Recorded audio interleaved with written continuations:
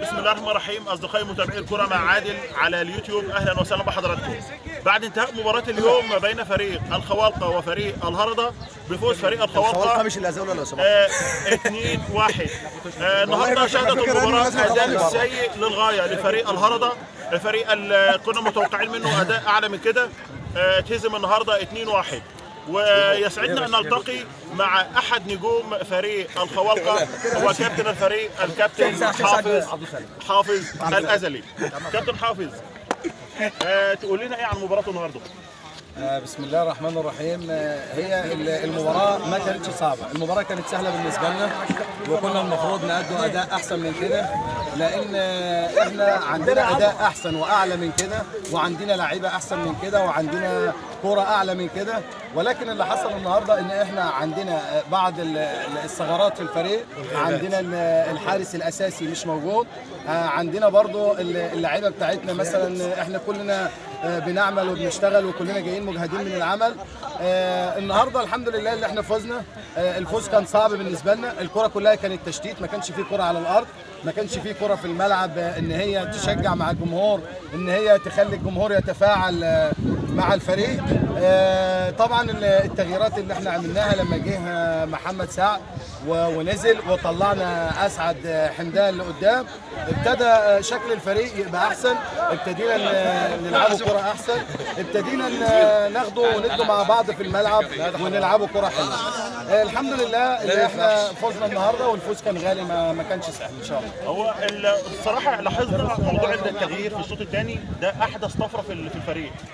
مستواكم في الشوط الاول كان سيء جدا، التغييرات احدثت الطفره دي. من ملاحظتي ان انت يعني احد اركاز الدفاع في الفريق بتاعكم، وفي نفس الوقت بتقوم بمهام المدير الفني. كانت وجهه نظرك ايه في التغييرات اللي انت عملتها والناس اللي انت سحبتها من الملعب؟ كان ادائها ضعيف ولا كان الدنيا فيها ايه؟ في الشوط الاول كان انا عندي اللي هو يعتبر قلب الدفاع، عنتر سعد ما كانش لسه موجود، اسعد حمدان راجل بيلعب في خط النص، لاعب مركزي خط النص، فطبعا اضطرينا احنا نحطه مراكز مش في مراكزها، نحط لعيبه مش في مراكزها، فده اللي كان عامل في الملعب اداء سيء وعامل كره سيئه. لكن لما جه محمد لعب في مكانه، ولعب اسعد حمدان في مكانه، ولعب هاني مصطفى في مكانه، اصبح كل لاعب بيلعب في مركزه. اداء الفريق اتغير، شكل الفريق اتغير، لعب كره ممتازه، لعب كره جيده، قدرنا ان احنا نفوز ونطلع فايزين الحمد لله. طيب برضو تعقيبك ايه على ضربه الجزاء اللي انت سببتها النهارده على فريقك؟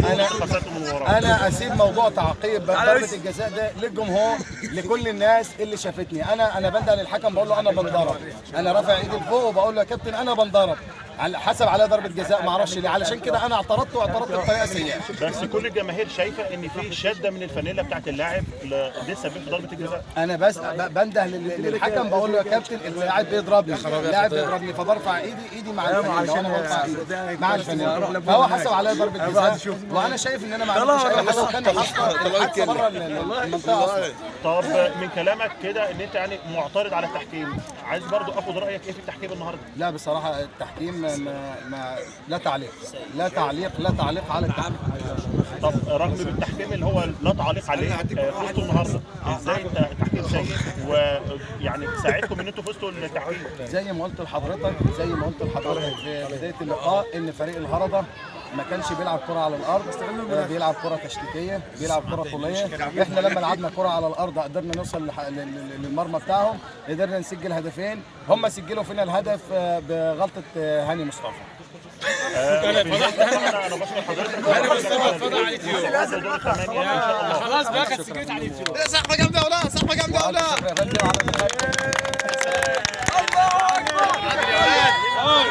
هاني الكابتن بتاعك فتحك على اليوتيوب. احمد ازلي، كابتن احمد، كابتن عبد المنعم، ايه ده الحنان ده كله انا، ايه الحنان ده كله انا. نكمل لقاءاتنا مع احد نجوم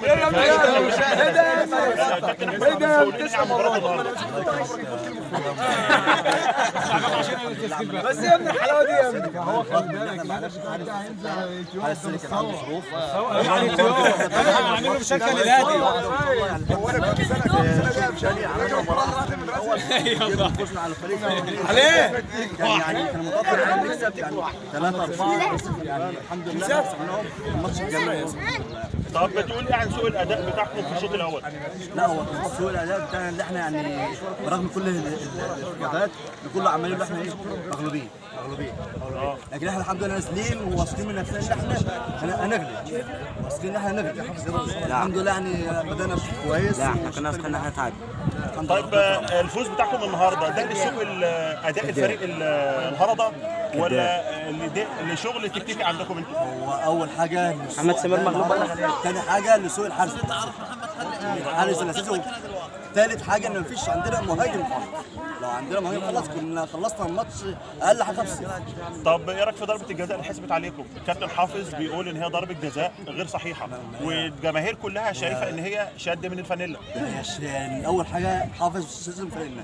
تاني حاجه اللاعب الثاني خبط فيه قام حافظ شده فرقنا، قام الحكم شافه وعرض عليه بلانتي.